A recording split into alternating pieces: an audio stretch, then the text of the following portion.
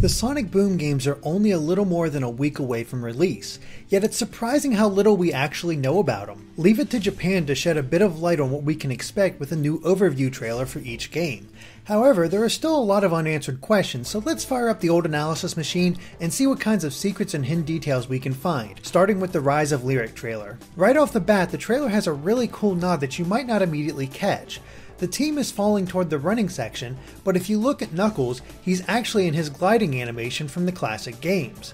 We already know that Knuckles can't glide in this game, so it's a nice touch to at least sneak that animation into Sonic Boom. This also leads into the next scene where we can see Metal Sonic hanging around Eggman for the first time. It's been unclear whether the good doctor built Metal Sonic in this universe, or if Lyric did, but this seems to indicate that it was Eggman. This also looks like the same area that we see Metal attack Sonic in from the Sonic Boom event trailer, so the new scene could build up to that moment.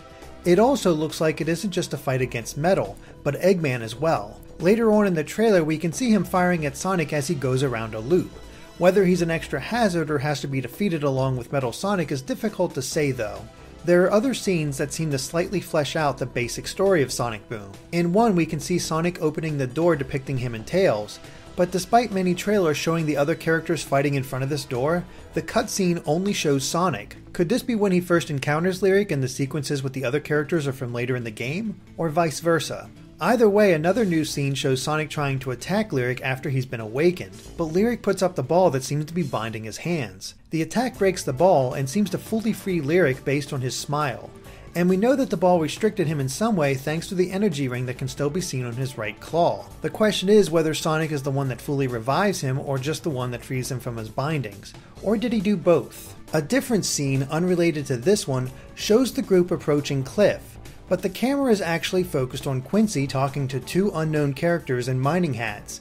They look identical, so maybe they're just unnamed NPCs. Quincy eventually hovers down next to Cliff to join in the conversation. Strangely, nobody is bothered by his presence. He comes from the sky and doesn't startle anyone, meaning that everyone is used to him by now. We also know that he will fill the Omochao role in this game and is said to want to help as many people as he can since defecting from Lyric.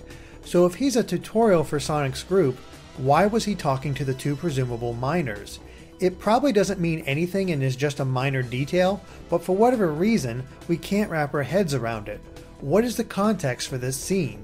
The rest of the trailer is devoted to showing off the gameplay with a few new elements tossed in. For example, it looks like Tails will only be able to fly thanks to Gust of Wind, much like the 3DS version. However, a new ability of Tails is demonstrated where he can send out small robots. While not exactly the same, it is kind of reminiscent of the remote robot, or Mecha Tails, that he used in Tails' Adventure on the Game Gear.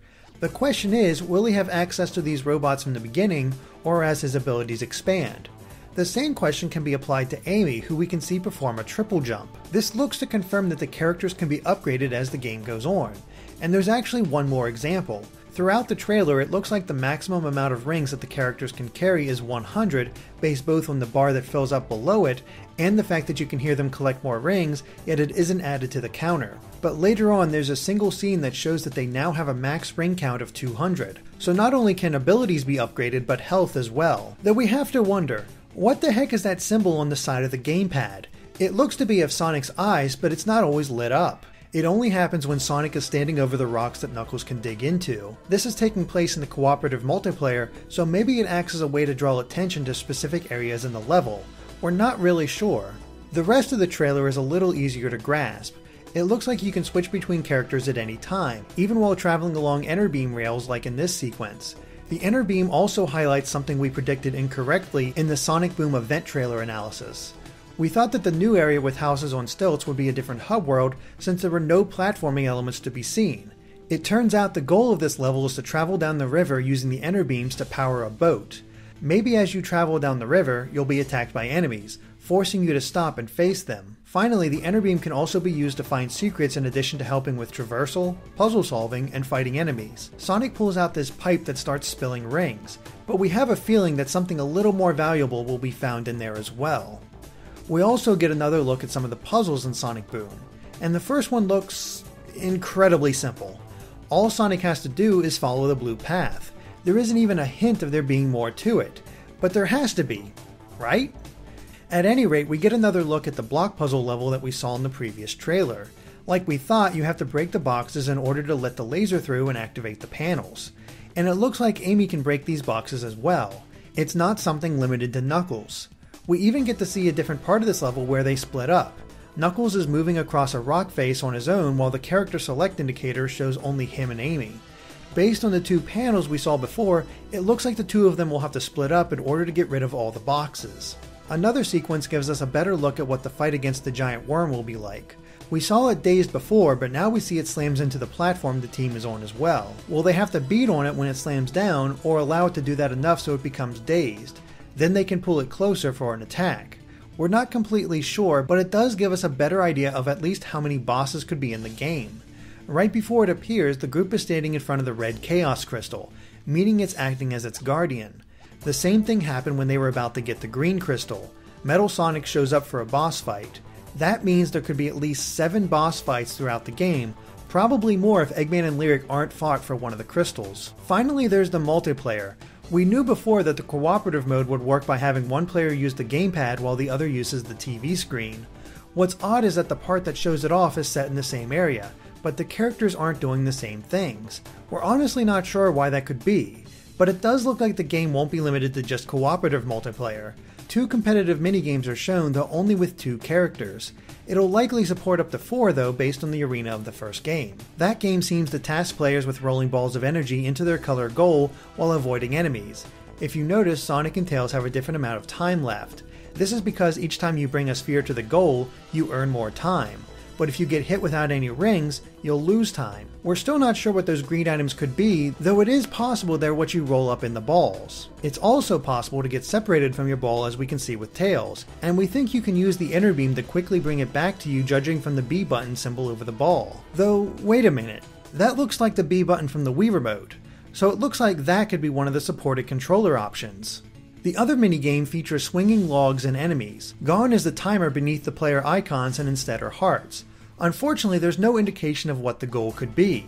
Maybe you have to toss enemies into the swinging logs?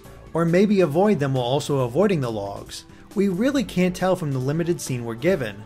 However, it does appear that no one is actually controlling Tails. He doesn't move once. This could mean that the multiplayer won't be available for a single person playing against computer opponents. We do wonder though if there'll be more playable characters than just Sonic, Amy, Tails, and Knuckles. Perhaps Styx, Shadow, Metal Sonic, and even Eggman could be playable in this mode. Okay, we're almost done here, but there are still a few things we wanted to point out. For one, we get another look at the undersea ship battle game. This looks to appear more than once as the entire team is riding in it this time. Another interesting element is that the hub world could spawn robots. This looks like the main hub of the game, yet here they are fighting. Will they just randomly appear, or will an attack on the village happen at some point? Finally, during a speed sequence, Sonic dashes towards something in a bubble. It kind of looks like a crown or a mechanical piece. We're not completely sure what it could be used for though. Maybe these pieces are what's required to upgrade the characters. And with that, we've pointed out all the secrets and hidden details we could find in the Sonic Boom Rise of Lyric Japanese overview trailer. Of course, if we missed anything, be sure to let us know in the comments. If you liked this video, be sure to like us on Facebook or follow us on Twitter at GameXplain. Thanks for watching, and make sure to stay tuned to GameXplain for more on Sonic Boom, including a second analysis for the Shattered Crystal overview trailer, and of course a review for both games. Until next time guys, bye.